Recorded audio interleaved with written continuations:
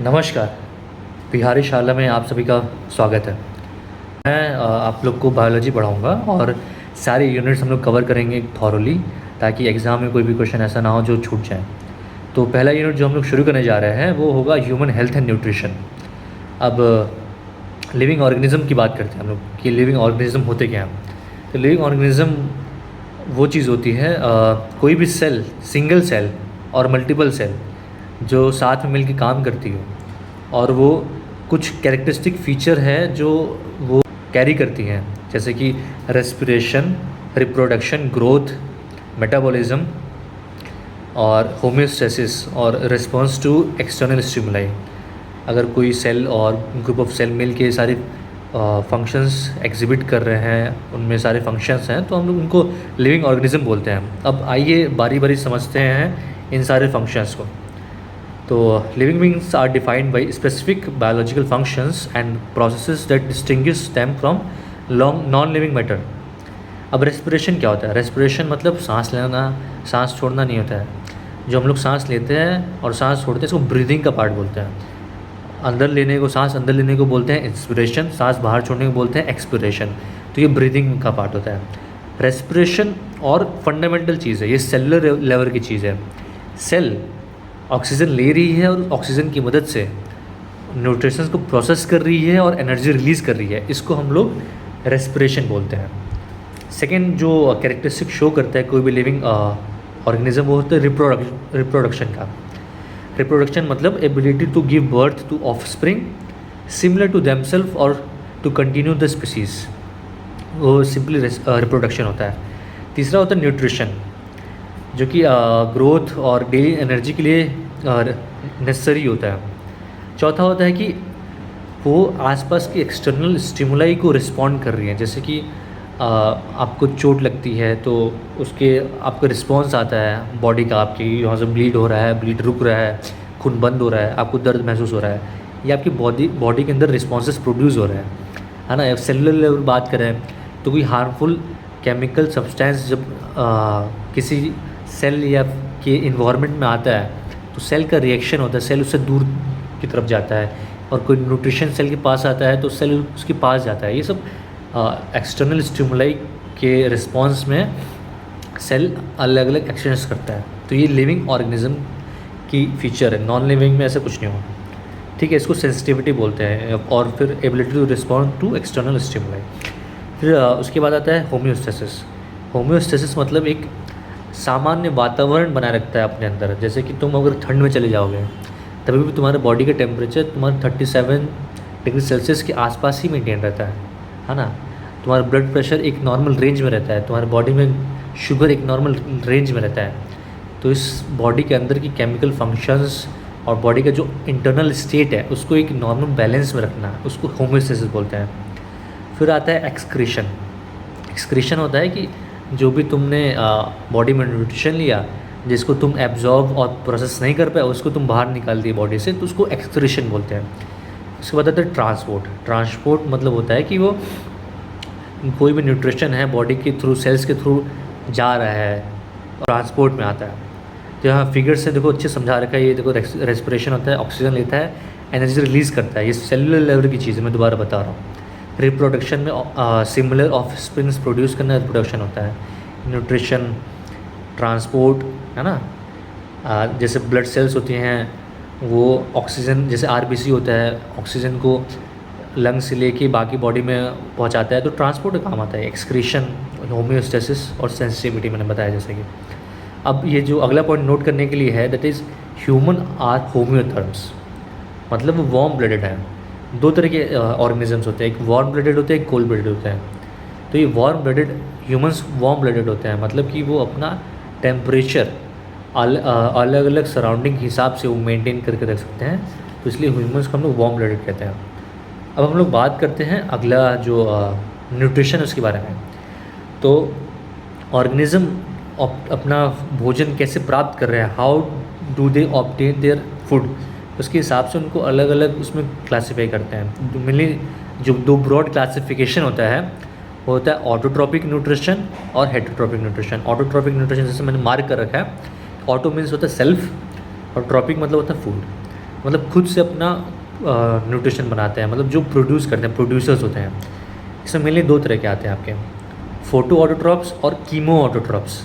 जो photo autotrophs है mainly हमने देखा जानते हैं प्लांट अपना खाना खुद बनाते हैं, तो ये फोटो ऑटोट्रॉप में आता है। फोटो मीन्स फोटोन से रिलेटेड है, मतलब कि जो सनलाइट का यूज़ करते हैं, जो लाइट का यूज़ करते हैं। ऑटोट्रॉप मतलब खुद से न्यूट्रिशन बनाने का, तो जो सोलर एनर्जी का लाइट की यूज़ करके केमिकल एनर्जी जनरेट करते हैं, क्रिएट करते हैं, उसको फोटो ऑटोट्रॉप बोलते हैं। तो all green plants are photo autotrophs. उसके बाद आता है कीमो ऑटोट्रॉप। कीमो ऑटोट्रॉप क्या होता है कि जो कुछ बैक्टीरियाज होते हैं वो ना सल्फ़र हो गया, आयरन हो गया, नाइट्रोजन हो गया, इन सबको यूज़ करके अपना न्यूट्रिशन बनाते हैं, तो उनको कीमो ऑटोट्रॉप्स बोलते हैं। और फिर अब सेकंड जो ब्रॉड कैटेगरी आती है उसको बोलते हैं heterotrophic nutrition. Hetero means other और ट्रॉफी मतलब फूड, मतलब जो दूसरों से अपना फूड लेते हैं। इसमें सबसे पहले आते हैं होलोजोइक। होलोजोइक कौन होता है? होलोजोइक मतलब जो बल्क में चीज़ कंज्यूम करते हैं, है ना, और उसको फिर प्रोसेस करते हैं उस चीज़ को। जैसे कि हम लोग एनिमल्स हो गए, ह्यूमंस हो गए, तो हम लोग होलोजोइक न्यूट्रिशन में आते हैं।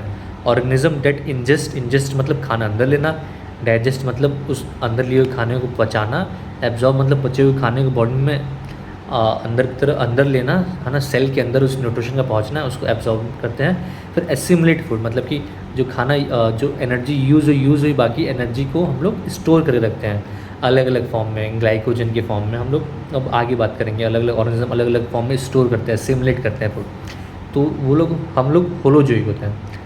फिर तो पैरासिटिक। पैरासिटिक क्या होता है कि जैसे कि क्या हो गया, बाल में हमने बचपन से सुनते आ रहे हैं कि बाल में जू पड़ जाते हैं। जू क्या हो? पैरासाइट है, वो आपके बॉडी में सर पे रहता है और आपसे blood in form of nutrition लेते रहता है, ठीक है। तो ये दो तरह के पैरासाइट हो सकते हैं, एंडो पैरासाइट और एक्सो पैरासाइट। एंडो पैरासाइट मतलब अंदर रहता है, एंडो मतलब अंदर, एंडो पैरासाइट मतलब जो बॉडी के अंदर रहते हैं, जो कीड़े पनपते हैं, जैसे बोलते हैं कि पेट में कीड़ा पड़ गया है, ये सब, तो वही टेप वॉर्म्स, हुक वॉर्म, ये सब एंडो पैरासाइट है, बॉडी के अंदर रहते हैं और हम लोग से न्यूट्रिशन अपना लेते रहते हैं। और दूसरे होते हैं एक्सो पैरासाइट। एक्सो पैरासाइट क्या होता है? बॉडी के बाहर रहते हैं, that leave outside the body. तो उसमें आपका मॉस्किटो जब मच्छर काटते हैं, खून चूसते हैं, तो बाहर ही तो रहते हैं ना, वो न्यूट्रिशन लेते हैं, खून उनका न्यूट्रिशन होता है। फंगस होते हैं, फंगस किसी प्लांट पे, किसी सॉइल पे ग्रो करते हैं, वहाँ से वो न्यूट्रिशन लेते हैं। लीच हो गया है, लाइस जैसे मैं बता रहा था, जू बोलते हैं उसको, लाइस बोलते हैं, ठीक है। तो ये सब एक्सो पैरासाइट हो गया। अब होते हैं हेट्रोजोइक में जो तीसरा पार्ट आता है वो सैप्रोफाइट्स होते हैं। इनको ये मार्क करने वाली बात है कि इनको अर्थ क्लीनर्स भी बोलते हैं, ये आपका पूछा जा सकता है ना। तो अर्थ क्लीनर्स सैप्रोफाइट्स है ना, ये सैप्रोफाइट्स होते हैं। तो ये क्या करते हैं कि जो सड़ा गला खाना रहता है, इस पर डेड डिकम्पोज ऑर्गेनिक मैटर पे वो लोग फीड करते हैं, उसको केमिकली तोड़ते हैं उस फूड को, जो सड़ गया चीज़, उसको केमिकल्स निकलते हैं जो कि उसको तोड़ते हैं सिंपल फॉर्म में, और फिर उसको वो लेते हैं अंदर की तरफ। और इस प्रोसेस में कार्बन डाइऑक्साइड और सल्फर डाइऑक्साइड जैसे गैसें निकलते हैं, CO2 SO2 निकलते हैं। तो ये ध्यान रखने वाली बात है कि अर्थ क्लीनर्स बोलते हैं सैप्रोफाइट्स को। अब ये डायग्रामेटिक व्यू है, इसको हम लोग समझते हैं, ठीक है। तो ये बायोलॉजिकल न्यूट्रिशन को समझा रखा है, एक तरफ इन्होंने ये हेटेरोट्रोफिक न्यूट्रिशन दिखा रखा है, एक तरफ ऑटोट्रोफिक न्यूट्रिशन दिखा रखा है। तो ऑटोट्रॉफ्स में देखो प्लांट दे रखा है, फोटो ऑटोट्रॉफ और कीमो ऑटोट्रॉफ अच्छे समझा रखा है। हेटेरोट्रॉफ में होलोजोइक बना रखा है, एनिमल्स बना रखे हैं, है ना, और पैरासाइट बना रखे हैं, जैसे टेप वॉर्म, हुक वॉर्म दिखा रहा है, मच्छर वगैरह, लाइस, लीच, ये सब दिखा रहा है। सैप्रोफाइट्स ने दिखाया है। अब हम लोग नेक्स्ट टॉपिक पर बात करते हैं कि मैकेनिज्म ऑफ फोटोसिंथेसिस। फोटोसिंथेसिस होता कैसे है? तो एक मार्क मैं अगर पूछूंगा आपसे कि फोटोसिंथेसिस प्लांट में किस भाग में होता है, तो आप बोल दो पत्ती में। अब पत्ती में किस में होता है ना, तो पत्ती में वो क्लोरोफिल्स होते हैं, जो सन की एनर्जी आती है, उसके बाद से इलेक्ट्रॉन रिलीज़ होते हैं, उस एनर्जी को फिर प्रोसेस करते हैं, फोटोसिंथेसिस होता है। तो केमिकल इक्वेशन हम बात करें फोटोसिंथेसिस का, तो उसमें जो केमिकल इक्वेशन हमारा बन के आता है कि CO2 + H2O क्या प्रोडक्ट बनाता है, C6H12O6 और O2।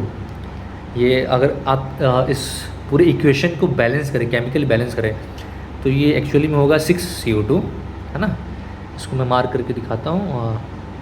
ये होगा 6CO2 प्लस 6H2O, है ना, give rise to C6H12O6 plus 6O2।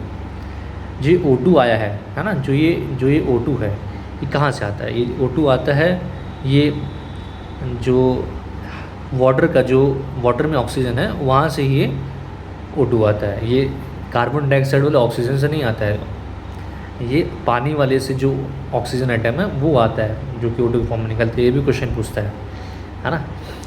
अब कौन कौन सी कंडीशन रिक्वायर्ड है? तो भाई सनलाइट होना चाहिए और क्लोरोफिल होना चाहिए, तो ये फोटोसिंथेसिस होगा।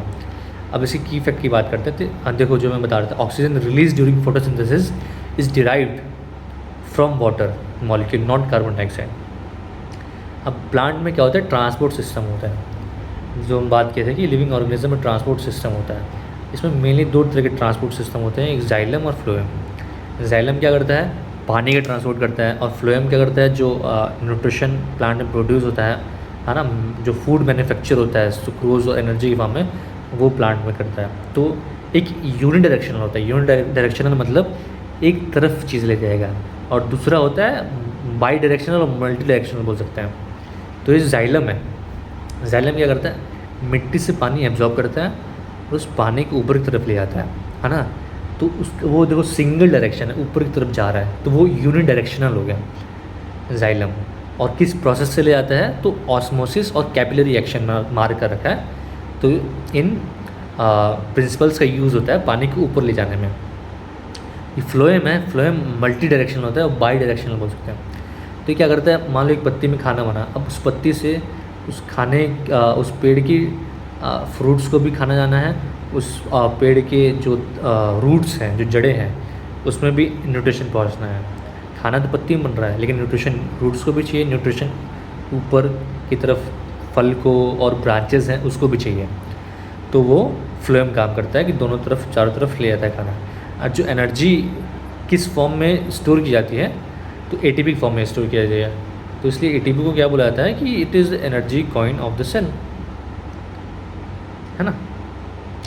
अब बायोलॉजिकल न्यूट्रिशन में दिखा रखा है CO2 plus H2O in presence of light in chlorophyll, वो ग्लूकोज और ऑक्सीजन बनाता है। ठीक है। जाइलम का दे रखा है कि ये ऑस्मोसिस कैपिलरी एक्शन की तरफ से जाता है, और फ्लोएम आपकी एनर्जी ले आ रही है चारों तरफ। अब हम, ये बात हो गई ऑटोट्रॉप्स की। ऑटोट्रॉप्स में कीमो ऑटोट्रॉप और फोटो ऑटोट्रॉप की हमने बात कर ली। अब हम बात करते हैं हेट्रोट्रॉप्स में। हेट्रोट्रॉप्स में हम लोग सबसे पहले बात करते हैं होलोजोइक। होलोजोइक मतलब जो अपना बल्क में न्यूट्रिशन बॉडी में लेते हैं, जो फूड होता है उनका बल्क में होता है। वो खाना हम खाते हैं, कुछ चीज़ पानी पीते हैं, तो बल्क में हम लोग चीज़ लेते हैं अंदर, उसको प्रोसेस करते हैं और बच्चा वो खाना बाहर निकालते हैं, तो होलोजोइक होता है ना। इसमें हर्बीवोर्स आते हैं। हर्बीवोर्स मतलब प्लांट बस खाते हैं, जैसे गाय हो गई, डियर हो गया, रैबिट्स हो गई, ग्रास हॉपर्स हो गई, ये हर्बीवोर्स आते हैं। कार्निवोर में क्या आते हैं? लॉयन, टाइगर्स, चीता, ये है ना, ये सब कार्निवोर में आता है। ओमनीवोर में जो पौधे और जानवर दोनों खाते हैं, जैसे हम हो गए, हम लोग सलाद भी खाते हैं, हम लोग चिकन मटन वगैरह ये सब भी खाते हैं, तो हम लोग ओमनीवोर्स में आते हैं। ठीक है।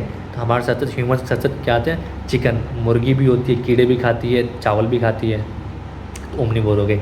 पिग्स हो गए, है ना, किचन का वेस्ट होता है वो खाते ही हैं, और सड़ा गला खाना कुछ भी खाते रहता है। बियर्स हो गए, मछली ये भी खाता है, नॉर्मल खाना ये भी खाता है।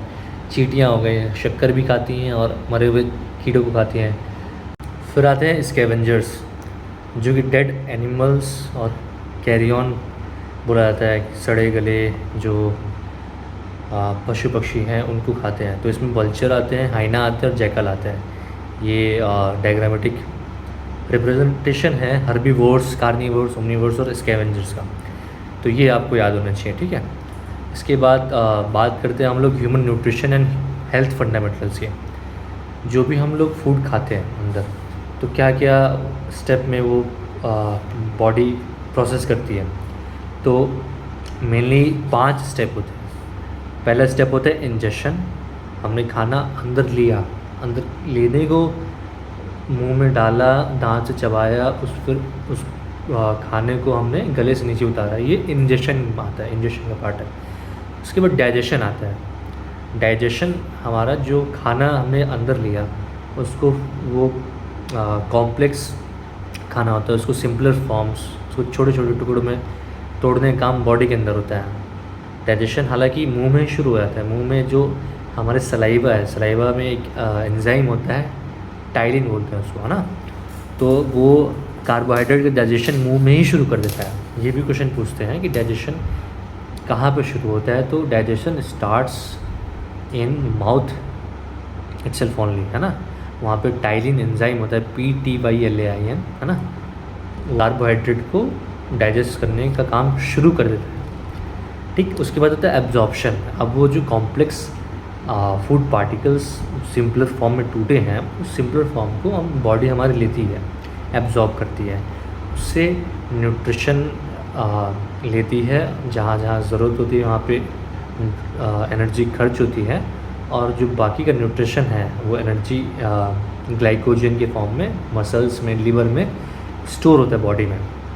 ठीक है, उस प्रोसेस को बोलते हैं storage of excess amount of energy is called assimilation. फिर आता है इजेशन। खाना डाइजेस्टिव ट्रैक्ट में गया, जितना बॉडी ने उससे निकाल पाया निकाल लिया, बाकी जो बचा हुआ कचरा जो हम लोग पॉटी के थ्रू निकालते हैं उसको इजेशन बोलते हैं। ठीक है, अब न्यूट्रिशनल स्टेटस की बात करते हैं। तो न्यूट्रिशनल स्टेटस एक टर्म होता है मेल न्यूट्रिशन। मेल न्यूट्रिशन में दो चीज़ आती हैं, ओवर न्यूट्रिशन और अंडर न्यूट्रिशन, है ना। तो ओवर न्यूट्रिशन मतलब जो हम लोग पिज़्ज़ा बर्गर खा के जंक फूड खा के कैलोरी ज़्यादा लेके हम लोग मोटे हो जाते हैं, ओबीज़ हो जाते हैं, ओबेसिटी, वो हमारा आता है ओवर न्यूट्रिशन में। और फिर मेल न्यूट्रिशन का दूसरा कंपोनेंट होता है जिसको अंडर न्यूट्रिशन बोलते हैं। उसमें खाने की कमी, है ना, एनर्जी की कमी से बहुत सारी चीज़ें होती हैं, तो उसको अंडर न्यूट्रिशन बोलते हैं। लेकिन जो आम बोलचाल की भाषा है उसमें मेल न्यूट्रिशन और अंडर न्यूट्रिशन दोनों को सेम ही बोला जाता है। तो इस PDF में भी ऐसे ही करके रखा है। ठीक है, तो 3 बीमारियों के नाम इसमें दर्शाए हुए हैं, मरास्मस, स्कर्वी और रिकेट्स।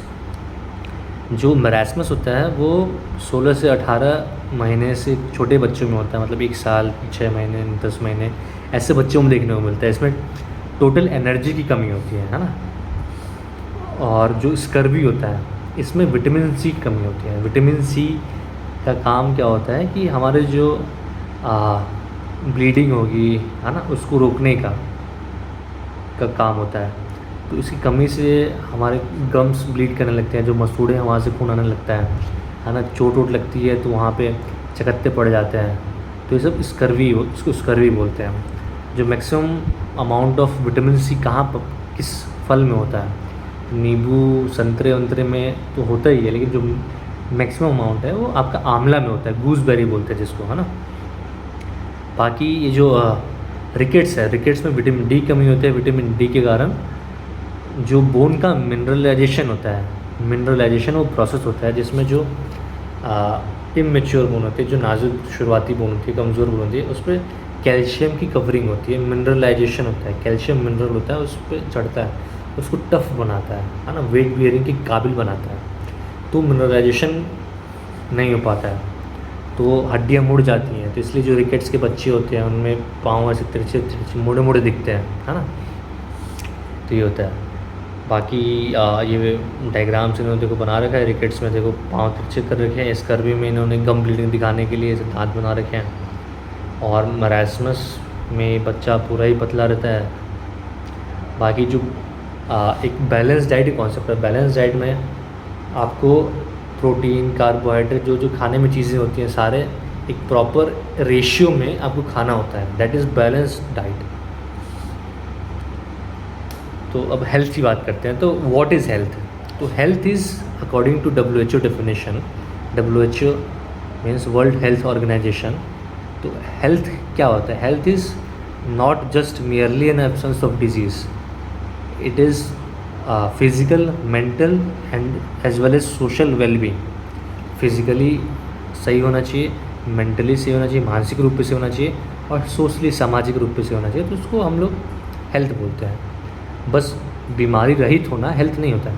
कभी कभी मरीज़ शारीरिक रूप से सही होता है लेकिन बहुत परेशान होता है, तनाव में होता है, डिप्रेशन में होता है, तो हेल्दी बोलते हैं? नहीं, हेल्दी नहीं बोलेंगे, है ना।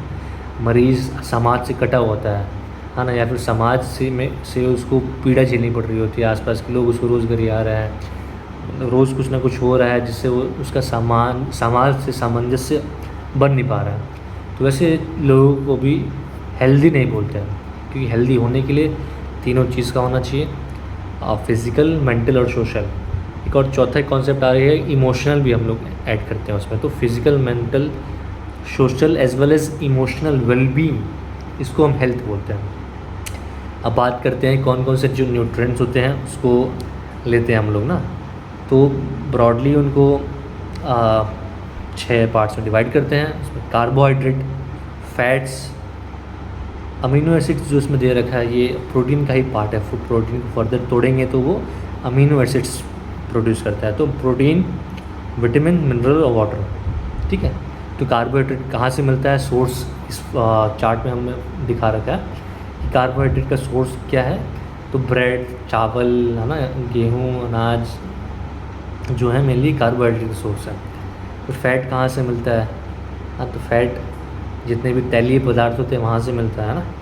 फैट करता क्या है? एनर्जी स्टोरेज और इंसुलेशन का काम करता है। बॉडी को एक एक्सटर्नल इन्वायरमेंट और बॉडी के बीच में जो लेयर एक प्रोवाइड करता है, जिससे कि बाहर के तापमान की वजह से बॉडी के तापमान में ज़्यादा फ़र्क ना पड़े, ठीक है। फिर अमीनो एसिड्स को दिखा रखा है कि it is essential for building blocks and growth. Protein, है ना। फिर विटामिन्स मेटाबॉलिक रेगुलेशन और इम्यूनिटी में रिस्पॉन्सिबल होते हैं। फिर ये मिनरल्स जैसे मैंने बता रहा था, एक कैल्शियम होता है, आयरन होता है, कॉपर होता है। फिर पानी।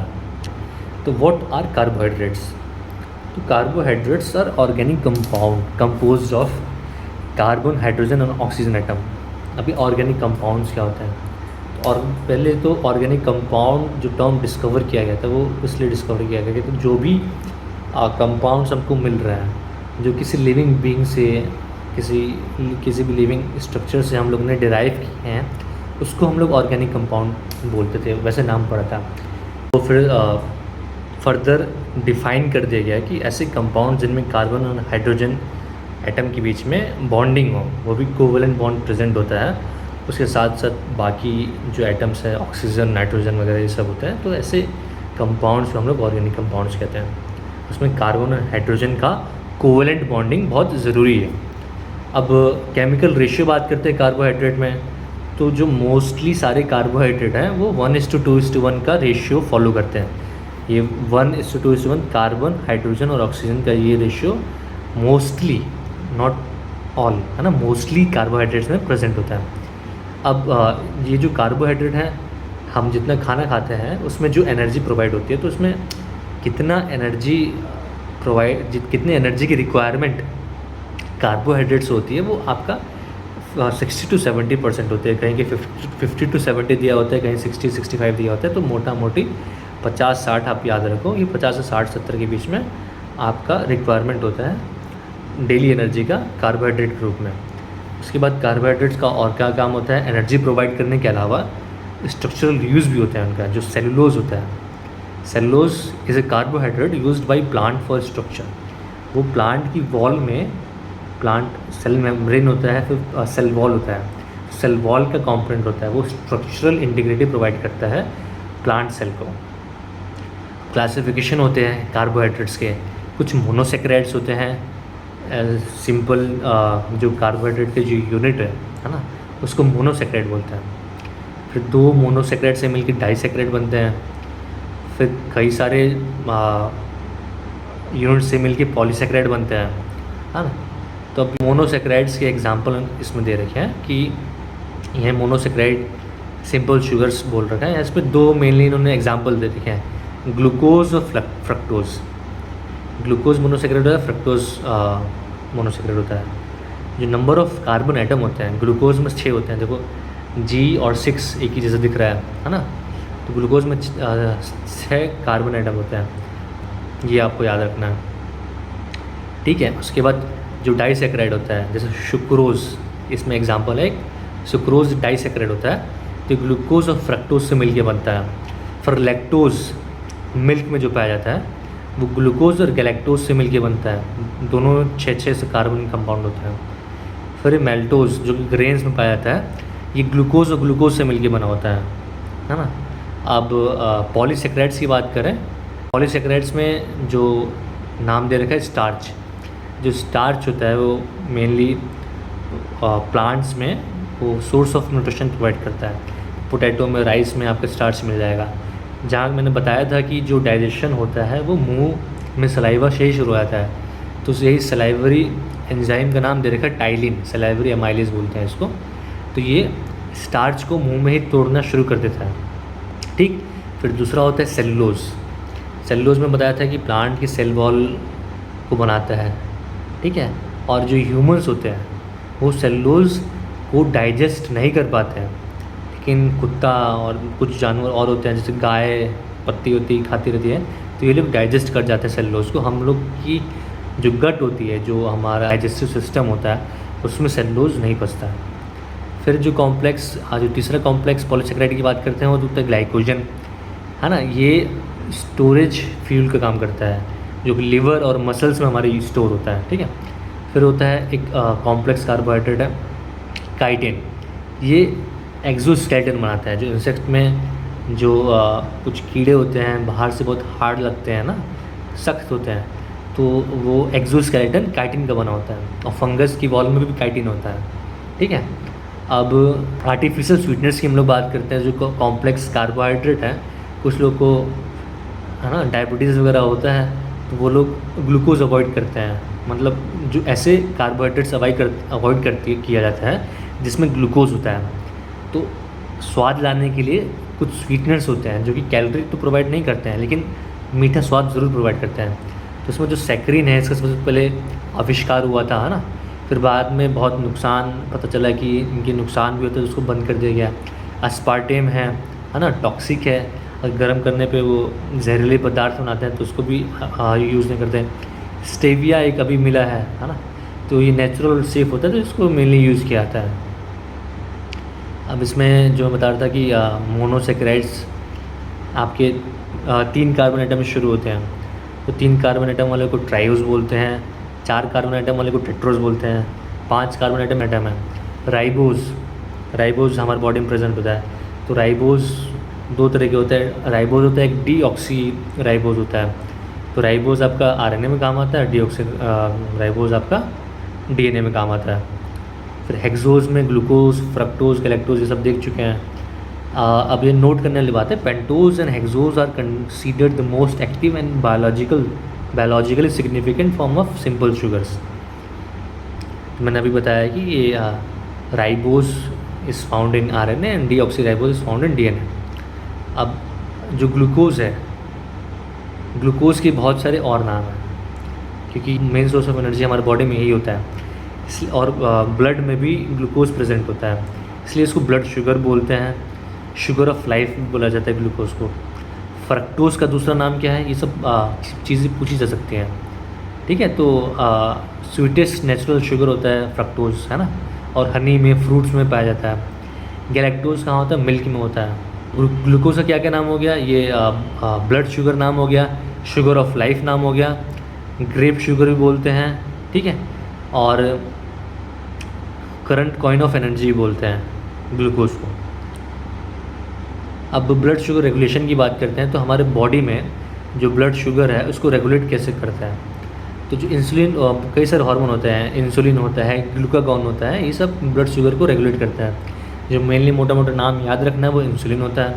इंसुलिन निकलता कहाँ से है, तो बीटा सेल्स ऑफ पेनक्रियाज से निकलता है इंसुलिन, है ना, ये चीज़ याद रखने वाली है, जो कि ब्लड ग्लूकोज को कंट्रोल करता है। नॉर्मल लेवल क्या होता है हमारे बॉडी में ग्लूकोज का, हम लोग बात करते हैं ना, किसी का ग्लूकोज बॉडी में बढ़ा हुआ है, किसी का ग्लूकोज कम हो गया है, तो चक्कर आ रहे हैं उसको, है ना। तो नॉर्मल जो लेवल है वो आपका 70 से 125, है ना, 80 से 115 ने दे रखा है, तो ये होता है। हाइपोग्लाइसेमिया कब बोलते हैं, जब 70 से नीचे होता है तो हाइपोग्लाइसेमिया होता है। हाइपरग्लाइसेमिया बोलने के लिए 125 से ज़्यादा को हाइपरग्लाइसेमिया बोल देते हैं, है ना। इसमें 240 दे रखा है, ठीक है। तो अब फ्रक्टोज़ की बात हो रही थी, फ्रक्टोज़ हनी में प्रेजेंट होता है, और जितने भी मीठे फल होते हैं, आम में, है ना, लीची में जैसे फ्रक्टोज प्रेजेंट होता है। Excessive intake of fructose is significant contributor to obesity, ज़्यादा खाएंगे तो उसकी वजह से मोटापा हो जाएगा। अब इनका मेडिकल यूज़ क्या कहाँ होता है फ्रक्टोज़ का, तो फ्रक्टोज़ से मिलके मैनिटॉल और सॉर्बिटॉल ये सब बनते हैं, ये सब दवाइयों में यूज़ किया जाता है। मैनिटॉल जो न्यूरो के पेशेंट होते हैं ना, दिमाग में सूजन कम करने के लिए मैनिटॉल का यूज़ किया जाता है। अब गैलेक्टोज़ की बात करते हैं, तो गैलेक्टोज़ मिल्क में मैंने बताया था कि लैक्टोज़ होता है, लैक्टोज़ से ग्लूकोज गैलेक्टोज़ बना होता है ना, तो गैलेक्टोज़ मिल्क से डिराइव होता है। एक बीमारी होती है जिसमें कि जो गैलेक्टोज़ हमारी बॉडी में प्रोसेस नहीं हो पाता है, तो उसकी वजह से गैलेक्टोज़ का ब्लड में लेवल बढ़ने लग जाता है और बहुत सारी उसकी वजह से दिक्कतें आती हैं, तो उसको गैलेक्टोसीमिया बोलते हैं, ठीक है। और जो कॉमन एंजाइम जिसकी वजह से गैलेक्टोज़ हमारे बॉडी में मेटाबोलाइज होता है, हमारे बॉडी में प्रोसेस किया जाता है, उसको गैलेक्टेज बोलते हैं या फिर बीटा गैलेक्टोसाइडेज बोल देते हैं, ठीक है। अब डाइसैकेराइड्स मतलब दो मोनोसैकेराइड्स को जोड़ के बनाने वाले, तो ये सब मैं बता ही चुका हूँ। सुक्रोज़ बनता है ग्लूकोज और फ्रक्टोज से मिलके, है ना। सुक्रोज़ का दूसरा नाम क्या है, टेबल शुगर। सुक्रोज़ का दूसरा नाम है टेबल शुगर, ये भी पूछा जा सकता है कि टेबल शुगर कौन है, ठीक। फिर लैक्टोज़ का मिल्क शुगर है, मिल्क में पाया जाता है। मेल्टोज़ का माल्ट शुगर, ग्लूकोज और ग्लूकोज से मिलकर बना होता है। एक ग्रेन अनाज है ना, बीज अनाज वगैरह में सब ये पाया जाता है, तो उसको याद रखना है, ठीक है। अब स्पेशल नोट ऑन शुगर कि जब हम लोग, आपने देखा होगा कि जो गन्ने का रस होता है ना, गुड़ बनाने के लिए उसको पकाया जाता है, जो पका के बहुत जब लास्ट में काला बच जाता है उसको कैरेमल बोलते हैं। तो caramel is formed when sugar is heated to high temperatures turning it dark in colour, तो क्या कैरेमल हो गया, ठीक है। अब पॉलीसैकेराइड, पहले मोनोसैकेराइड की बात की है, सिंगल यूनिट। डाइसैकेराइड दो मोनोसैकेराइड से मिलकर बनते हैं। अब ये पॉलीसैकेराइड की बात होता है, तो पॉलीसैकेराइड में मेनली जो मुंडा बोलते हैं स्टार्च को, है ना, ये मेनली प्लांट में पाया जाता है। तो main polysaccharide included in human diets, जो हम लोग प्लांट में पाया जाता है, हम लोग खाते हैं, स्टार्च को खाते हैं। तो कहाँ कहाँ होता है, पोटैटो राइस में, साबूदाने में, सागों में, ठीक है। डाइजेशन बिगिनस इन माउथ, ये मैं बता रहा था, digestion begins in mouth using ptyalin enzyme, ये चीज़ नोट करने वाली है, ये पूछा जा सकता है। Which breaks starch into simple sugars. अब जो दूसरा पॉलीसैकेराइड सेलुलोज है, ये स्ट्रक्चरल कंपोनेंट होता है प्लांट की सेल वॉल का, ये भी मैं बात कर चुका हूँ इस बारे में, ठीक है। ह्यूमन डाइजेशन मैंने पहले बात कर ली है, humans can not digest cellulose, it is essential for paper बनते हैं, प्लांट को थोड़ी पेड़ को काट के हम लोग क्या करते हैं, फर्नीचर, पेपर, कपड़े ये सब बनाते हैं, तो ये सब चीज़ में सेलुलोज का काम आता है। फिर ग्लाइकोजन की बात करते हैं, तो इसको एनिमल स्टार्च बोलते हैं। जैसे कि जो स्टार्च होता है वो प्लांट में स्टोर्ड फूड होता है उनके लिए, प्लांट्स के लिए, जिसको हम लोग खाते हैं। अब एनिमल में की बॉडी में जो स्टोर फूड होता है वो ग्लाइकोजन की फॉर्म में स्टोर होता है, इसलिए इसको एनिमल स्टार्च ही बोलते हैं। क्या बोलते हैं इसको, एनिमल स्टार्च, ग्लाइकोजन को एनिमल स्टार्च बोलते हैं, जो कि स्टोर्ड फ्यूल होता है। तो काइटिन मैंने जैसे पहले बता रखा है कि जो इंसेक्ट्स होते हैं उनकी आउटर कवरिंग में बनाता है, और इसका काम होता है कि टफनेस प्रोवाइड करता है इंसेक्ट की बॉडी को। अब आर्टिफिशियल स्वीटनर्स की बात करते हैं, जैसे कि पहले बात कर चुके हैं कि दे प्रोवाइड 0 कैलोरीज, इसमें कोई भी कैलोरी नहीं होता है ना। तो इसको स्वीट पॉइजन बोलते हैं, क्योंकि हार्मफुल इफेक्ट होता है इसका लॉन्ग टर्म में। पहला जो आर्टिफिशियल स्वीटनर डिस्कवर किया गया था उसका नाम सैकरिन था, वो नॉर्मल शुगर से 300 to 4 टाइम्स ज़्यादा स्वीट था, है ना। लेकिन उसको फिर बाद में डिसकंटिन्यू कर दिया गया क्योंकि उसके साइड इफ़ेक्ट्स आने लगे। फिर ऐसे सुक्रालोज है, आस्पार्टेम है, नियोटेम, इसको मार्क करने वाली बात है कि ये 13,000 ज़्यादा स्वीटनेस प्रोवाइड करता है, सबसे ज़्यादा स्वीटनेस प्रोवाइड कर रहा है, और ये मोस्ट हार्मफुल भी है। एक डिजीज़ होती है फिनाइल कीटोन्यूरिया, है ना, इसमें डिजीज़ को कॉज करता है। उसके बाद एलिटेम, जो कि 2000 गुना ज़्यादा स्वीट होता है, और स्टेविया, जिसको अभी हम लोग यूज़ कर रहे हैं, 200 to 250 टाइम्स स्वीट होता है ये नेचुरल शुगर से, और ये सेफ ऑल्टरनेटिव है, ठीक है। इसके बाद हम लोग लिपिड्स की बात करते हैं। तो lipids secondary source of energy है कार्बोहाइड्रेट्स के बाद, ठीक है। एनर्जी डेंसिटी सबसे ज़्यादा डेंस होता है, सबसे ज़्यादा डेंस होता है, क्योंकि जो कार्बोहाइड्रेट है, 1 ग्राम कार्बोहाइड्रेट से आपका 4 किलो कैलोरी मिलता है ना, 4 किलो कैलोरी, और यहीं 1 ग्राम लिपिड से आपका 9.2 किलो कैलोरी मिलता है। तो प्रोटीन और कार्बोहाइड्रेट से ऑलमोस्ट इक्वल मिलता है, 4 किलो कैलोरी के आसपास मिलता है, 4.2 लिखा है to be more precise. But fat से 9.2 किलो कैलोरी मिलता है, सबसे ज़्यादा होता है। इसके बाद हम लोग सॉल्युबिलिटी की बात करते हैं। तो जो लिपिड्स होते हैं ये वाटर इनसॉल्युबल होते हैं, पानी में ये नहीं घुलेंगे, दे आर वाटर इनसॉल्युबल। लेकिन ये ऑर्गेनिक सॉल्वेंट्स जो होते हैं ना, पेट्रोलियम हो गया, अल्कोहल हो गया, बेंजीन हो गया, इसमें घुल जाते हैं, ठीक है। इसके बाद कोलेस्ट्रॉल की बात करते हैं। तो हमने सुना होगा कि कोलेस्ट्रॉल बॉडी में ज़्यादा है तो आपकी हेल्थ के लिए वो नुकसान करता है। लेकिन कोलेस्ट्रॉल बेसिकली कई तरह के होते हैं, LDL cholesterol, VLDL cholesterol, HDL cholesterol, IDL cholesterol. हम बेसिकली दो की बात करेंगे कि HDL कोलेस्ट्रॉल और LDL कोलेस्ट्रॉल। HDL कोलेस्ट्रॉल जैसे H से याद रखिए हैप्पी, तो हैप्पी मतलब अच्छा, हाँ। तो HDL cholesterol is good for health. लेकिन LDL कोलेस्ट्रॉल, L से Lallu is bad for health, ठीक है। तो LDL कोलेस्ट्रॉल से क्या होता है कि जो हमारी आर्टरीज होती हैं, है ना, जो ब्लड फ्लो करता है वो आर्टरी और वेन में फ्लो करता है हमारा, हाँ, सर्कुलेटिंग सिस्टम के अंदर। तो जो आर्टरीज होती हैं, आर्टरी के अंदर वो इकट्ठा होने लगता है ना, उस प्रोसेस को कहते हैं एथेरोस्क्लेरोसिस। उसकी वजह से सुना होगा कि किसी को दिल का दौरा पड़ रहा है तो उसका जो नलियाँ हैं हृदय की, दिल की नलियाँ, वो ब्लॉक हैं। तो ब्लॉक ये इसी वजह से आता है कि ना, कोलेस्ट्रॉल ज़्यादा होने की वजह से। अब हम बात करते हैं ये फंक्शन क्या क्या प्रोवाइड करता है फैट। तो ये एनर्जी सप्लाई करता है ना, बॉडी में स्टोर होता है, तो जब ज़रूरत पड़ती है तो इसको भी यूज़ करते हैं। प्रोटेक्शन का काम करता है कि अब हम हमारे जैसे कि ये बॉडी है, बॉडी में इधर पेट रखा हुआ है, इधर लिवर रखा हुआ है, इधर स्प्लीन है, इंटेस्टीन है। तो बाहर से कुछ चोट आता है तो वो डैमेज ना हो, आपस में ये लोग आपस में एक दूसरे को चोट ना पहुँचाए, तो इसके लिए अंदर मोमेंटम होता है। तो जो मोमेंटम होता है, ये मोमेंटम कुशन को प्रोवाइड करता है। इसको गार्जियन ऑफ द एब्डोमेन में बोलते हैं मोमेंटम को। तो ये फैट का ही मेनली बना होता है। तो ये क्या करता है कि इम्पैक्ट को झेलने का काम करता है, ये कुशनिंग प्रोवाइड करता है जिससे चोट कम पहुँचे, ठीक है। बाकी एक टर्म होता है रेंसिडिटी। रेंसिडिटी क्या आता है कि आपने देखा होगा कि कोई भी जो पैक्ड फूड होता है ना, चना हुआ, जैसे कि चिप्स हो गया, नमकीन हो गया, नमकीन से आप लोग रिलेट कर पाओगे कि जब खुला वो छोड़ देता है तो उसका टेस्ट बदल जाता है। तो उस फिनोमेना को बोलते हैं रेंसिडिटी। तो रेंसिडिटी में क्या होता है कि where fat reacts to oxygen, oxygen से रिएक्ट करता है, causing a change in structure and bad smell and taste, तो उसको रेंसिडिटी बोलते हैं, ठीक है। अब इसकी क्लासिफिकेशन की बात करते हैं तो सैचुरेटेड फैट्स आते हैं और अनसैचुरेटेड फैट आते हैं।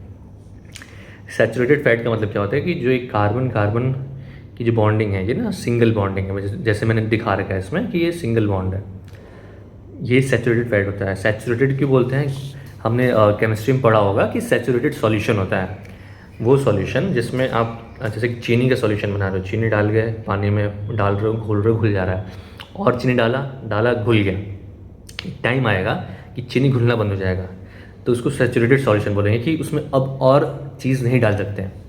तो यही कॉन्सेप्ट फैट में भी है कि इसमें कार्बन कार्बन के बीच में सिंगल बॉन्ड है, और कार्बन कितनी बॉन्ड बनाता है, 4 बॉन्ड बनाता है। तो बाकी 3 बॉन्ड पे, इसके किनारे वाले 3 बॉन्ड पे हाइड्रोजन है, ऐसे जो बीच वाला कार्बन है, इधर एक कार्बन है, इधर एक कार्बन है, बाकी 2 हाइड्रोजन बॉन्ड बनाएगा, ये टोटल 4 बॉन्ड बनाएगा। तो सैचुरेटेड इसलिए बोला जाता है क्योंकि इसमें अब एक्स्ट्रा हाइड्रोजन डाल नहीं सकते आप, हाइड्रोजन की जगह नहीं बची है ना, तो इसलिए इसको सैचुरेटेड सॉल्यूशन बोलते हैं। जो भी रूम टेम्परेचर पे चीज़ें होती हैं जो सॉलिड स्टेट में पाई जाती हैं, जैसे घी हो गया, बटर हो गया, है ना, नारियल का तेल होता है वो जम जाता है, थोड़ा सा ठंडा होता है, तो ये सारे सैचुरेटेड फैट सॉल्यूशन है। और अनसैचुरेटेड क्या होते हैं, अनसैचुरेटेड में जैसे मैंने दिखा रखा है यहाँ पे कि डबल बॉन्ड या ट्रिपल बॉन्ड होंगे किसी एक जगह, पूरे में नहीं होते हैं ना, कहीं पूरे चेन में प्रेजेंट होंगे, है ना। जैसे कि ओमेगा 3 होता है तो उसमें 3rd नंबर कार्बन पे होता है, ओमेगा 6 होता है तो उसमें ये जो नाम होता है ये पोजीशन के हिसाब से होता है कि आपका जो ये डबल बॉन्ड ट्रिपल बॉन्ड है किस जगह पे है। तो अनसैचुरेटेड में जो भी चीज़ें होती हैं, जैसे तेल हो गया खाने का, सरसों का तेल हो गया, मस्टर्ड ऑयल हो गया, सोयाबीन ऑयल हो गया, सनफ्लावर ऑयल हो गया, सब तेल रूम एयर पे लिक्विड फॉर्म में रहते हैं, तो ये इसमें ये अनसैचुरेटेड फैट कहलाते हैं। अब होता है ट्रांस फैट। अब ट्रांस फैट क्या होता है? ये अगर अनसैचुरेटेड फैट है, यहाँ पे कार्बन डबल बॉन्ड है यहाँ पे, तो यहाँ पे और हाइड्रोजन ऐड कर सकते हैं हम लोग। तो जब हम लोग हाइड्रोजन ऐड करते हैं तो वो ट्रांस फैट बनाते हैं। तो hydrogenation of vegetable oil converting liquid oil to solid ghee, और इससे मेनली डालडा बनता है। हम लोग सुने होंगे खाने में डालडा यूज़ होता है, तो ये सेहत के लिए हानिकारक है। इसमें निकल एज ए कैटलिस्ट यूज़ किया जाता है। It is most harmful to the heart, तो ये नुकसान करता है। ठीक है, अब ओबेसिटी और बीएमआई की बात करते हैं कि obesity is regulated by hypothalamus in the brain. जो हाइपोथैलेमस है वो आपका पेट भरा है, आपको भूख लगी है, इसको रेगुलेट करता है, बहुत सारी चीज़ें रेगुलेट करता है, उसमें से भी हंगर और फुलनेस को भी रेगुलेट करता है। भूख लगी है तो आपको बताता, मतलब बॉडी में अगर ज़रूरत है न्यूट्रिशन की तो बताता है कि भूख के माध्यम से, और बॉडी न्यूट्रिशन से भरा हुआ है तो वो फुलनेस का सिग्नल देता रहता है कंटिन्यूसली कि हाँ ठीक है, भूख नहीं लगी है। बीएमआई की बात करते हैं, तो बीएमआई क्या होता है ना?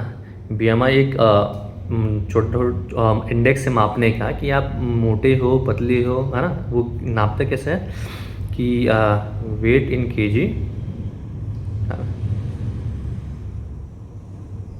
इसको डिवाइड करते हैं height in metre. Height in metre का स्क्वायर से वेट इन केजी को डिवाइड करते हैं तो ये हमारा बीएमआई आता है। ठीक, मोटा मोटा हमारा बीएमआई 18.5 से 25 नॉर्मल होता है। अगर 18.5 से कम है तो अंडर वेट बोलते हैं, 25 से 30 के बीच में है तो ओवर वेट बोलते हैं। और ओबीज कब बोलेंगे, ये इसको याद रखना, ओबीज बोलते हैं आपका जब 30 से ज़्यादा होता है तब ओबीज बोलते हैं इसको। बीएमआई अगर 30 से ज़्यादा होगी तो ओबीज बोलते हैं इसको। ठीक है, देखो यहाँ पे बना रखा है कि 1 ग्राम फैट 9.2 किलो कैलोरी प्रोवाइड कर रहा है। ये और कार्बोहाइड्रेट 4.2 प्रोवाइड करते हैं। ठीक, ये HDL cholesterol is a good cholesterol, जैसे मैंने बताया था आपको। ये LDL cholesterol is bad cholesterol, ये एथेरोस्क्लेरोसिस कॉज करते हैं। देखो इन्होंने डायग्राम से समझा रखा है कि ऐसे आगे इकट्ठा हो जाता है और ब्लॉक कर देता है वेसल्स को, तो जो आरबीसी हैं आगे जा नहीं पा रही हैं कोरोनरी आर्टरीज में, तो हार्ट अटैक आता है। ठीक, और फैट सॉल्युबल विटामिन होते हैं ADE के, उसको एब्जॉर्ब करने का काम भी करता है फैट। ठीक है, रेंसिडिटी को इन्होंने समझा रखा है। Saturated fat ghee, butter, coconut oil, palm oil, unsaturated mustard oil, soybean oil, sunflower oil, fish oil, है ना? ट्रांस हाइड्रोजनेशन में निकल यूज़ किया जाता है एज ए कैटलिस्ट, ये आपको याद रखना है। अब बात करते हैं अमीनो एसिड्स का। What are amino acids? Amino acids are building block, organic compounds होते हैं जिसमें अमीनो ग्रुप होता है और कार्बोक्सिलिक ग्रुप होता है। ठीक, कई टाइप के अमीनो एसिड्स हैं, तो मेनली 20 टाइप के हम लोग अमीनो एसिड्स पढ़ते हैं, बाकी 23-24 टाइप भी 23 नंबर भी डिस्कवर किया गया है। लेकिन तो इस 20 अमीनो एसिड्स में some are essential amino acids and some are non essential amino acids. ठीक है, ऐसा नहीं नॉन एसेंशियल मतलब उसकी बॉडी की ज़रूरत नहीं है, देखो बॉडी की ज़रूरत है, लेकिन एसेंशियल और नॉन एसेंशियल चीज़ हम लोग इसलिए बोलते हैं कि एसेंशियल को बॉडी बना नहीं पाता है, तो ये खाने में लेना ज़रूरी होता है। They are essential to be taken by meal. ये नॉन एसेंशियल है, इसको बॉडी अपने आप में बना लेती है, तो खाने में इसको देने की ज़रूरत नहीं है। ठीक है, तो जो एसेंशियल अमीनो एसिड्स हैं वो 10 तरह के होते हैं, और नॉन एसेंशियल अमीनो एसिड्स मोटा मोटा 10 तरह का होता है। ठीक, फिर हमें सेमी एसेंशियल अमीनो एसिड्स आते हैं, अर्जिनिन, हिस्टिडाइन। ठीक है, तो एसेंशियल को तुम 8 कर सकते हो, नॉन एसेंशियल 10 हो सकता है, उसमें सेमी एसेंशियल आता है अर्जिनिन और हिस्टिडाइन। ये क्वेश्चन पूछा जा सकता है कि सेमी एसेंशियल अमीनो एसिड्स के नाम बताओ, तो अर्जिनिन एंड हिस्टिडाइन, इसको याद रखने वाली बात है। ठीक है, अब हाँ, क्या काम होता है? हीमोग्लोबिन की फॉर्मेशन में रिक्वायर्ड होता है। हीमोग्लोबिन कैसे बनता है? ये ग्लोबिन जो पार्ट होता है ना, ग्लोबिन पार्ट, ये प्रोटीन का होता है, अमीनो एसिड्स का बनता है, और ये हीम आके इसमें जुड़ता है, ये हीम होता है। तो हीम के अंदर ये छोटा ये आयरन होता है, Fe, है ना, आयरन होता है। तो ग्लोबिन मतलब प्रोटीन की भी ज़रूरत होती है हीमोग्लोबिन बनने में, है ना, और हीम में ये आयरन भी यूज़ होता है, तो इसलिए आयरन और प्रोटीन किसी की भी कमी होगी तो आपकी बॉडी में खून कम पाया जाएगा, हीमोग्लोबिन कम पाया जाएगा। ठीक है, ये जो रिंग होता है जिसमें ये हीम होता है, इसको पोरफायरिन रिंग बोलते हैं, पोरफायरिन रिंग। ठीक है, growth and development of muscles में काम आता है। ये जो ट्रिप्टोफैन है ये प्रोड्यूस करता है हार्मोन्स स्लीप, सोने के लिए और ग्रोथ के लिए, ठीक है। Amino acids, building blocks, composition, amino और कार्बोक्सिल ग्रुप, है ना, इसको भी याद रखना है कि अमीनो, एक तरफ अमीनो ग्रुप होता है, ये अमीनो ग्रुप है, और ये तुम्हारे कार्बोक्सिलिक ग्रुप है इधर, ये एसेंशियल 10 होते हैं, नॉन एसेंशियल 10 होते हैं, ठीक है। अब ये इसकी मैं बात कर चुका था, मरासमस और क्वाशॉर्कर। ये मरासमस होता है 18 साल से कम के बच्चों में। इसमें क्या होता है कि कैलोरी और प्रोटीन दोनों नहीं होते, तो इसकी वजह से जो बच्चा है एकदम पतला सा, सूखा हुआ, एकदम मरील सा बच्चा, बाल एकदम झड़े हुए, है ना, चेहरे में कोई चमक नहीं, एकदम सूखा दुबला सा होता है, इसको मरासमस बोलते हैं। और क्वाशियोरकर 1 साल के बाद देखने को मिलता है बच्चों में। ये इसमें बच्चे का जो पेट होता है वो फूला हुआ रहता है, सोलन रहता है ना। बच्चा हाथ पैर पतले पतले रहेंगे, पेट फूला रहेगा, इसमें मेनली देखो प्रोटीन की कमी होती है। तो ये क्वेश्चन पूछा जाता है कि क्वाशियोरकर और मरासमस, ठीक है। मरासमस मतलब कि प्रोटीन और कैलोरी दोनों कम है, क्वाशियोरकर मतलब बस प्रोटीन कम है। अब प्रोटीन्स की और बात करते हैं तो 20 अमीनो एसिड्स मैंने बता दिया है। They are primarily used for cell creation and repair, भी बात हो गई है। डेली रिक्वायरमेंट की बात करते हैं तो डेली रिक्वायरमेंट अप्रॉक्सीमेटली आप अगर 50 किलो हो गए तो 50 ग्राम प्रोटीन चाहिए। 1 ग्राम ऑफ प्रोटीन पर केजी ऑफ बॉडी वेट, मोटा मोटी याद रखना है, ठीक है। तो हाईएस्ट सोर्स खाने में कहाँ से मिलता है? ये सोयाबीन, ये जो बीज वाला सोयाबीन है उसकी बात नहीं हो रही, ये जो फर्मेंटेड सोयाबीन है ना, जो न्यूट्रेला वाला सोयाबीन है, इसकी बात करते हैं। तो फर्मेंटेशन और प्रोसेसिंग के कारण उसमें प्रोटीन कंटेंट बढ़ जाता है, तो वो उसमें सबसे ज़्यादा प्रोटीन कंटेंट होता है, 42 ग्राम के आसपास उसमें प्रोटीन होता है, ठीक है।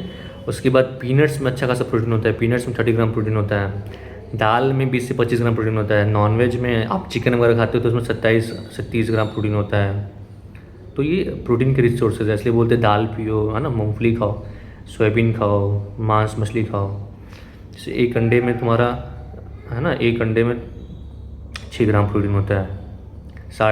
50 से 60 ग्राम का अंडा होता है, उसमें 6 ग्राम आपका प्रोटीन होता है एग में।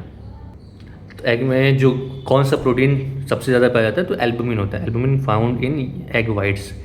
और जो पीला वाला पोर्शन होता है वो एग यॉक होता है, ठीक। तो एग यॉक में मेनली आपका कोलेस्ट्रॉल होता है, और बाहर वाला जो कंपोनेंट होता है ये प्रोटीन, इसमें अमीनो एसिड्स होते हैं। तो लगभग सारे अमीनो एसिड्स पाए जाते हैं इसमें, ठीक है। तो एल्बुमिन प्रोटीन होता है जो पाया जाता है उसमें। और कहाँ? मिल्क में भी एल्बुमिन पाया जाता है, और हमारे ब्लड में भी एल्बुमिन पाया जाता है। इसलिए कुछ भी ऑपरेशन होता है, कुछ भी है ना, बॉडी की ग्रोथ कैसी है, उसमें प्रोटीन है कि नहीं प्रोटीन है, तो उसमें हम लोग सीरम में कितना एल्बुमिन है, सीरम एल्बुमिन, उससे डिसाइड हो जाता है कि कितना बॉडी में प्रोटीन कंटेंट है, ठीक है। उसके बाद जी एक्टिन और मायोसिन जो कि रिस्पॉन्सिबल होते हैं मसल कॉन्ट्रैक्शन में ना, ये प्रोटीन से बना होता है। तो इसको भी याद रखना है कि एक्टिन और मायोसिन कॉन्ट्रैक्शन में मदद करते हैं। फिर कोलेजन है, कोलेजन मेनली स्ट्रक्चरल रिजिडिटी और स्ट्रेंथ प्रोवाइड करता है। तो बोन्स में होता है, स्किन में होता है, वाइट पार्ट ऑफ आई में होता है। कई तरह के कोलेजन होते हैं, कोलेजन 1, 2, 3, 4, ये बात की बात है, ठीक है। It is the most abundant protein in animals. तो ये याद रखने वाली बात है कि collagen is the most abundant protein in animals. अब केराटिन की बात करते हैं, तो keratin is found in hair, nails and skin, है ना, ये याद रखना है। और फाइब्रिनोजन और fibrin are crucial for blood clotting, ठीक है, इसको भी याद रखना है। तो प्रोटीन कई बार क्या होता है कि प्रोटीन मिलके फैट से मिलके या फिर कार्बोहाइड्रेट से मिलके और भी कंपाउंड्स बनाते हैं। अगर फैट से मिल गया तो उसको बोलते हैं लाइपोप्रोटीन, कार्बोहाइड्रेट से मिल गया तो उसको बोलते हैं ग्लाइकोप्रोटीन, ठीक। अब प्रोटीन डेफिशिएंसी से क्या होता है, जैसे मैंने बताया था कि मरासमस में दोनों जो बच्चा दिखाए थे यहाँ पे, मरासमस और क्वाशियोरकर, मरासमस में दोनों कमी होती है, एनर्जी और प्रोटीन दोनों की, ठीक। उसमें और क्वाशियोरकर में मेनली प्रोटीन की डेफिशिएंसी होती है, उसको पॉट बेली होता है, पेट फूला हुआ होता है, मटकी जैसा होता है, ठीक। अब मैक्रोन्यूट्रिएंट्स की रिक्वायरमेंट कितनी है बॉडी में, तो लगभग 500 से 600 ग्राम आपको दिन में कार्बोहाइड्रेट लेना चाहिए। प्रोटीन 60 से 70 ग्राम आपकी वेट के हिसाब से 1 ग्राम पर केजी ऑफ बॉडी वेट, और फैट 40 से 50 ग्राम लेते हैं, ठीक। अब माइक्रोन्यूट्रिएंट्स क्या होते हैं कि ये बॉडी में स्मॉल क्वांटिटी में प्रेजेंट तो होते हैं, माइक्रोग्राम में प्रेजेंट होते हैं, ग्राम में इसको ज़रूरत नहीं होता है। देखो 1 ग्राम इक्वल टू 1000 मिलीग्राम, है ना, इज इक्वल टू 10⁶ माइक्रोग्राम। तो माइक्रोग्राम में इनकी रिक्वायरमेंट होती है, ठीक। और जो न्यूट्रिएंट जो विटामिन्स होते हैं ये एक तरह के माइक्रो न्यूट्रिएंट हैं। तो जो विटामिन नेम कॉइन किया था वो किसने कॉइन किया था, कैसिमिर फंक ने 1912 में, ठीक। लाइफ टाइम नीड की बात की गई है, तो ये human requires approximately 250 gram of vitamin overall their entire life. तो सोचो कितना कम रिक्वायरमेंट है, लेकिन फिर भी एंजाइमेटिक प्रोसेस में छोटे लेवल पे, हर सेलुलर लेवल पे इनकी रिक्वायरमेंट होती है, मैक्रोन्यूट्रिएंट, माइक्रोन्यूट्रिएंट्स, ठीक है। अब सी फंक इन्होंने डिस्कवर किया था विटामिन्स को। अब विटामिन्स को दो पार्ट में मेनली क्लासिफाई किया गया है कि water soluble vitamin and fat soluble vitamin. तो वाटर सॉल्युबल और फैट सॉल्युबल विटामिन। तो विटामिन बी कॉम्प्लेक्स की बात करते हैं। Vitamin B is a water soluble vitamin. These vitamins are essential for health of the brain, skin, hair and heart, ठीक है। Most are destroyed by high temperature, 120 degree Celsius के ऊपर जाएंगे तो दे विल बी डिस्ट्रॉयड। अब B1 की बात करते हैं। तो ये सारे विटामिन्स के नाम आपको याद होने चाहिए ना, और उनका एक एक की रोल याद होना चाहिए, और उनकी डेफिशिएंसी से कौन से डिजीज़ होते हैं वो आपको याद होना चाहिए एटलीस्ट एक। तो विटामिन B1 को थायमीन बोलते हैं। इसका मेन काम क्या होता है कि DNA और RNA की सिंथेसिस में हेल्प करता है। B1 RNA और DNA की जो सिंथेसिस होती है उसमें हेल्प करता है। सोर्सेज क्या क्या होते हैं इसके, ईस्ट, होल ग्रेन्स और ग्रीन ग्राम, है ना, से विटामिन B1 मिलता है। इसकी डेफिशिएंसी से क्या होता है, बेरी बहुत ज़्यादा आस्क्ड क्वेश्चन है कि बेरी किस विटामिन की कमी से होता है, तो B1 की कमी से होता है। और न्यूराइटिस होता है इसमें, जो नर्व्स होती हैं, आइटिस मतलब होता है इन्फ्लामेशन, तो न्यूरोन का मतलब होता है कि नर्व से रिलेटेड है, something related to nerve and nerval system, तो उसका इन्फ्लामेशन हो जाता है, ब्रेन स्वेलिंग लिखा हुआ है इसमें। तो beri and neuritis are caused by deficiency of which vitamin B1। Now we are talking about vitamin B2, that is riboflavin. इसको विटामिन G भी बोलते हैं। B2 कहाँ कहाँ मिलता है, ईस्ट में मिलता है, मिल्क में मिलता है, एग्स में मिलता है, ग्रीन लीफी वेजिटेबल्स में मिलता है। इसकी कमी से क्या होता है, चिलोसिस। कभी क्या होता है ना कि हमने देखा होगा कि जो मुंह के किनारे, है ना, जो दोनों तरफ है वहाँ पे दर्द होता है, वहाँ की स्किन सूखी हो जाती है, क्रैक पड़ते हैं, ब्लीडिंग होने लगती है थोड़ी बहुत, तो वही क्रैक्ड लिप और कॉर्नर्स को चिलोसिस बोलते हैं। तो वो B2 की कमी से होता है। इसलिए देखते हो कि मुंह पकता है या फिर इस टाइप की चीज़ें होती है तो मल्टीविटामिन B कॉम्प्लेक्स टैबलेट शुरू कर दिया जाता है, ठीक है। और माउथ अल्सर्स भी होते हैं, है ना, मुंह के छाले, अभी मैं बात करता हूँ उसकी। Sexual growth, standard sexual growth उसी कमी से होता है। अब B3 की बात करते हैं। तो B3 भी इंपॉर्टेंट विटामिन है, नियासिन नाम है उसका, ठीक है। B1 की तरह ही काम करता है ये, और ईस्ट, लीवर और मिल्क में मिलता है। इसकी डिफिशियंसी से पेलाग्रा होता है। पेलाग्रा ये आस्क्ड क्वेश्चन है, ये पूछा जा सकता है, ये इंपॉर्टेंट क्वेश्चन है। तो पेलाग्रा में 3 D होते हैं। डिजीज़ में डिमेंशिया होता है D से, डर्मेटाइटिस होता है, डायरिया होता है। जो 4th D है दैट इज़ डेथ। अगर टाइम के साथ आप ट्रीट नहीं करोगे तो पेशेंट की मृत्यु हो जाएगी। तो पेलाग्रा में 4 Ds होते हैं। डिमेंशिया मतलब याददाश्त की कमज़ोरी होना ना, चीज़ें भूलना। डर्मेटाइटिस मतलब जो डर्मा मतलब होता है स्किन, तो स्किन का इन्फ्लामेशन मतलब एक पेक्यूलियर इसमें नेकलेस जो हम लोग पहनते हैं ना, तो नेकलेस का जो ये गले में यहाँ से यहाँ तक रहता है, तो इस इलाके में, है ना, यहाँ से यहाँ तक ऐसे इस एक बना होता है, वहाँ पे जलन होती है और लाल पूरा पड़ जाता है, और बहुत ज़्यादा होगी तो छिल जाएगा, काला पड़ने लग जाएगी वहाँ की स्किन ऐसे पर्टिकुलर। तो पेलाग्रा में हमको देखने को मिलता है, और डायरिया इसमें होता है। ठीक है, तो 4 Ds क्या क्या होगा, dementia, diarrhoea, dermatitis and death. फिर B5 है, पेंटोथेनिक एसिड बोलते हैं। ठीक है, इसको known as skin inflammation prevention vitamin, ये पीनट्स में और एग्स में पाया जाता है। तो किस विटामिन को स्किन इन्फ्लामेशन प्रिवेंशन बोलते हैं, विटामिन B5 को। अगर इसकी कमी होगी तो वाइट हेयर देखने को मिलता है। विटामिन B6 पायरिडॉक्सिन, ठीक है, ये किस में काम करता है, तो ये डाइजेशन में, फैट और अमीनो एसिड की डाइजेशन में काम आता है, और हेल्प्स इन रिमेंबरिंग ड्रीम्स। ठीक है, इसी कमी से एनीमिया होता है, बस ये जानना है कि B6 की कमी से एनीमिया होता है। और माउथ अल्सर्स होते हैं। तो माउथ अल्सर्स हमने किस में देखा, B2 में देखा एंड B6 में देखा माउथ अल्सर्स। ठीक है, अब 7 विटामिन की बात करते हैं, B7 की, तो बायोटीन बोलते हैं इसको। It is known as skin and hair vitamin. Skin is inflammation prevention vitamin था B5 and skin and hair vitamin is B7। ठीक, इसकी कमी की वजह से एलोपेशिया हो सकता है, और SIDS होता है, सडन इन्फेक्ट डेथ सिंड्रोम, बच्चों में देखने को मिलता है। एलोपेशिया मतलब बाल झड़ रहे हैं यहाँ पे B7 से। तो B7 और B5 ये दोनों बाल और स्किन वाले विटामिन है, इसको याद रखेंगे। ठीक है, अब B9 की बात करते हैं, तो इट इज़ फोलिक एसिड बोलते हैं इसको, एसेंशियल फॉर RBC प्रोडक्शन। इसकी वजह से भी एनीमिया होता है। तो एनीमिया हमने देखा किसकी वजह से हो रहा है, एनीमिया हो रहा है, B6 की वजह से एनीमिया हो रहा है, B9 की वजह से एनीमिया हो रहा है, और यहाँ पे B12 है, इसकी वजह से भी एनीमिया होता है। तो ये 3 मेन विटामिन है एनीमिया वाले, B6, B9 and B12, they cause anaemia. अब B12 के बारे में बात कर लेते हैं। तो B12 को साइनिकोबालामिन बोलते हैं ना। इसमें कोबालामिन, को स्टैंड्स फॉर कोबाल्ट, कोबा है ना, cobalamin, cobalt. It is found only in human sources.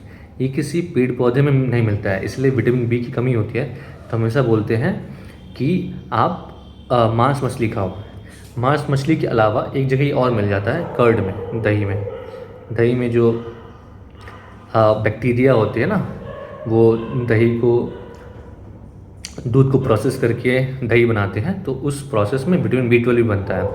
तो अगर वेजिटेरियंस को खाना होगा तो दही खाते हैं, अदरवाइज़ आप अंडा और सारी मीट मछली खाओ तो उसमें अब विटामिन B12 मिलता है। और इसके बारे में जानने वाली इंपॉर्टेंट पॉइंट क्या है कि it is synthesised by E coli bacteria in human gut. तो ये पोटेंशियल क्वेश्चन है, पूछा जा सकता है B12 के बारे में। B12 पूछा जा सकता है, ये पेलाग्रा नियासिन पूछा जा सकता है, और कौन कौन सी विटामिन के कारण अनीमिया हो रहा है, तो B6, B9 एंड B12। अब अनीमिया होता है क्या, anaemia is characterised by decrease in haemoglobin और RBC count leading to reduced oxygen flow to the cells. ये इंपॉर्टेंट लाइन है, reduced oxygen flow to the cell. जो हीमोग्लोबिन होता है वो ऑक्सीजन से बाइंड करता है और पूरे बॉडी में उस ऑक्सीजन को फिर डिलीवर करता है। तो विटामिन की कमी की वजह से हो सकता है एनीमिया। B6, B9, B12 मैंने बताया था। आयरन डिफिशिएंसी की वजह से हो सकता है एनीमिया, है ना। Most common form of anaemia है, most common form of anaemia is iron deficiency anaemia. तो ये क्वेश्चन भी पूछा जा सकता है। It is caused by lack of dietary iron. फिर एक हेरिडिटरी फॉर्म ऑफ एनीमिया है, sickle cell anaemia, and genetic form of anaemia, hereditary genetic. तो anaemia is characterised by decrease in haemoglobin count of the blood. ये हाँ, अब ये in short जो हमने सारी चीज़ें पूछी पढ़ी उसके करके दिया हुआ है कि इसको याद रखना। ब्रेन और heart B1, skins B3, B5 and B7। Eyes and immunity के लिए विटामिन ए सुना होगा, विटामिन ए खाइए, गाजर में होता है, पपाया में होता है, जितने कलर्ड फ्रूट्स होते हैं उसमें होता है। तो इसकी वजह से आंखें अच्छी होती हैं ना। विटामिन ए की कमी की वजह से चीज़ें, नाइट ब्लाइंडनेस वगैरह होता है। हेयर हेल्थ के लिए विटामिन B5, B7 मैंने बताया। बोन्स के लिए विटामिन D पहले बता रखा है। ब्लड क्लॉटिंग के लिए विटामिन K। तो ये सारे के सारे पॉइंट्स आपको याद होने चाहिए। ठीक, इंट्रोडक्शन टू मिनरल्स। अब minerals are inorganic nutrients. Inorganic मतलब उसमें कार्बन और हाइड्रोजन का कोवेलेंट बॉन्ड नहीं होगा, ठीक है, इसलिए इनऑर्गेनिक हो गया। That aid in metabolism and disease resistance. Minerals कितना बॉडी वेट बना कंट्रीब्यूट करते हैं? 4% ऑफ टोटल बॉडी वेट। तो मैक्रो मिनरल्स आते हैं और माइक्रो मिनरल्स आते हैं। मैक्रो मिनरल्स इनकी रिक्वायरमेंट ज़्यादा होती है, जैसे कैल्शियम और फास्फोरस, ठीक। मैग्नीशियम मैक्रो मिनरल में आता है, सोडियम, पोटेशियम, सल्फर, ये सारे मैक्रो मिनरल्स में आते हैं। माइक्रो में तुम्हारा क्या क्या आता है? आयरन आता है, आयोडीन आता है, कोबाल्ट आता है, जिंक आता है, ठीक। तो कैल्शियम किसके लिए रिक्वायरमेंट होता है? बोन और दांत की मजबूती के लिए। मैग्नीशियम किस चीज़ के लिए रिक्वायर होता है? तो it is essential for long term energy and regulating blood pressure. Sodium, potassium blood pressure को रेगुलेट करते हैं और potassium is regulates heart health. Sulphur essential for hair strength, nail growth and skin glow, ठीक। Hair के लिए हमने क्या क्या बात किया था? B5, B7 और सल्फर, उसको ऐड कर लेंगे माइक्रो न्यूट्रिएंट्स के फॉर्म में। अब माइक्रो न्यूट्रिएंट्स मिनरल्स मतलब जो कि माइक्रो अमाउंट में रिक्वायर होते हैं, ट्रेस अमाउंट में रिक्वायर्ड होते हैं।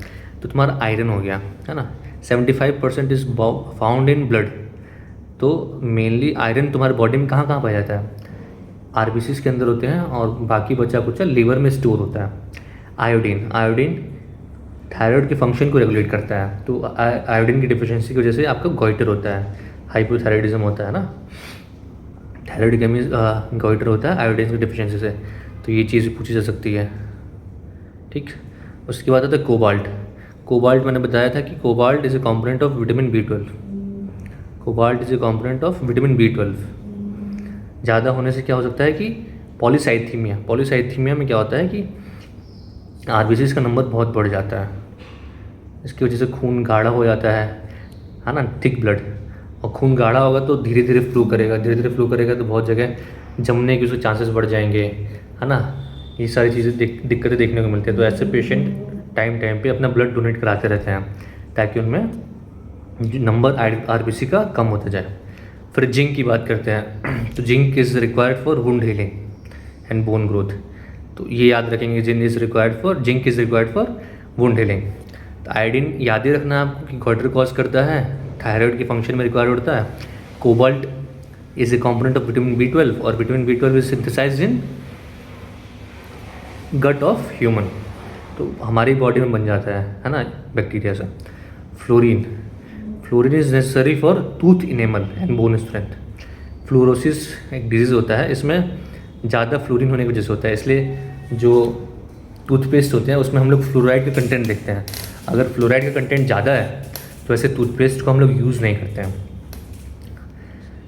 इसलिए टूथपेस्ट में कभी भी आपको फ्लोराइड का कंटेंट देख के यूज़ करना चाहिए, ठीक। कॉपर की बात करते हैं। तो कॉपर नर्व स्ट्रेंथ और बॉडी कलर को कंट्रीब्यूट करता है। इसकी एक्सेस होने की वजह से अगर कॉपर ज़्यादा है बॉडी में तो विल्सन्स डिजीज़ होता है।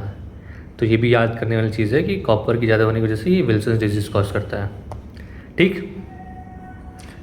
ये हमने देख लिया है। कोबाल्ट विटामिन B12 अगर ज़्यादा हो गया तो पॉलीसाइथीमिया हो जाता है, थिक ब्लड हो जाता है इसकी वजह से। Copper is required for nerve strength और विल्सन्स डिजीज़ और मेंके सिंड्रोम कॉपर की वजह से होता है।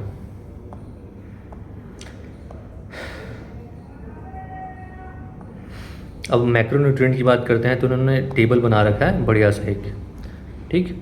तो इसमें कैल्शियम की बात करते हैं। तो कैल्शियम बोन एंड टीथ, ये याद रखना है। इसमें ऐड कर लेना है कि इट एड्स मतलब help, it adds in blood clotting. इसके कैल्शियम ऑक्सलेट अगर ज़्यादा हो जाता है किडनी में तो किडनी स्टोन्स कॉज करते हैं, ठीक।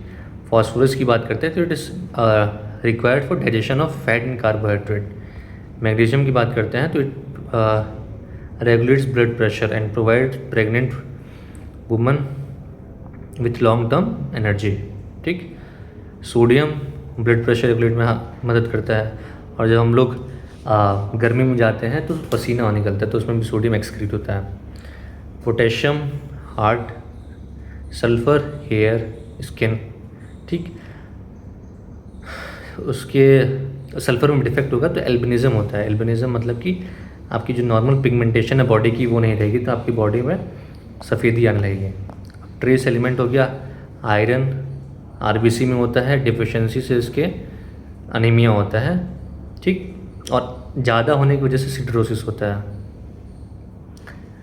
आयोडीन मैंने बताया था कि थायराइड ग्लैंड के फंक्शन में काम आता है और उसकी कमी की वजह से गॉइटर होता है।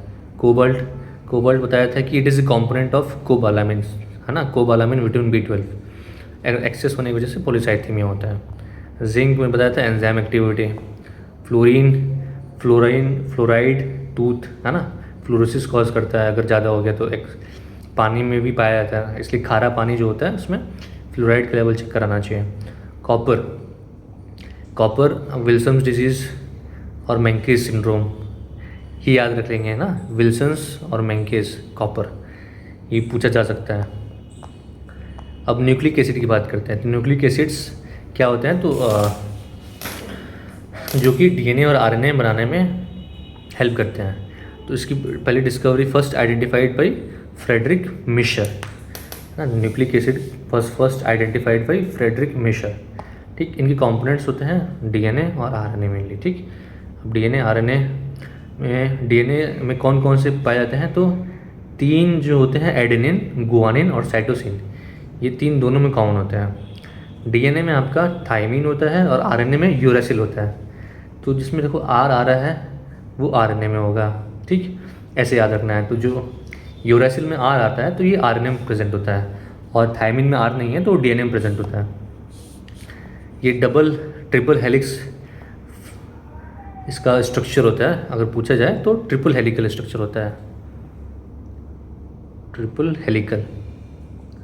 हेलिक्स डीएनए का, ठीक। मैंने शुगर बताया था, राइबोज शुगर होता है और डीऑक्सी राइबोज शुगर होता है ना। राइबोज शुगर होता है आरएनए में और डीऑक्सी राइबोज शुगर होता है डीएनए में। एंजाइम्स की बात करते हैं कि व्हाट आर एंजाइम्स।